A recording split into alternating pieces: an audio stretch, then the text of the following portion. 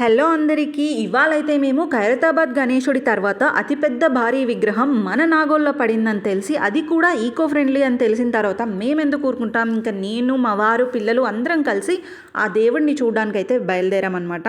And ఇంకా అక్కడికి వెళ్ళిన తర్వాత తెలిసింది ఏంటంటే అక్కడ చిన్న చిన్న బిజినెసెస్ ఆల్రెడీ స్టార్ట్ అయిపోయాయి అనమాట, బొమ్మల షాపులు అలా అనమాట. అండ్ అంటే సోషల్ మీడియా ప్రభావం ఎంతగా ఉందో అక్కడికి వెళ్ళిన తర్వాతే నాకు అర్థమైంది. అండ్ ఇంక అక్కడ మాత్రం ఆ దేవుడి దర్శనం చేసుకున్న తర్వాత నాకైతే ఒక్కటే అనిపించింది, ఇక్కడ ఈ 63 ఫీట్ ఈకో ఫ్రెండ్లీ గణేశుడి విగ్రహం తయారు చేయడానికి వాళ్ళు పడ్డ కష్టమంతా ఆ ప్లేస్కి నడుచుకుంటూ వెళ్తుంటేనే అర్థమవుతుంది అనమాట మనకి.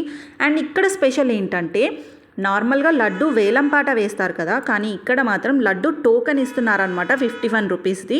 ఆ టోకెన్ ఏంటంటే మనం లడ్డు వేలంపాట రోజు ఎవరైతే ఈ టోకెన్ తీసుకుంటారో అన్నీ కలిపి ఒక డ్రాలో వేసి డ్రా తీస్తారంట. ఆ డ్రాలో ఎవరి పేరు వస్తే వాళ్ళకి ఆ లడ్డు ఇస్తారంట. ఇదైతే నాకు చాలా బాగా నచ్చింది, అందుకే మేము కూడా టోకెన్ అయితే తీసుకున్నాం.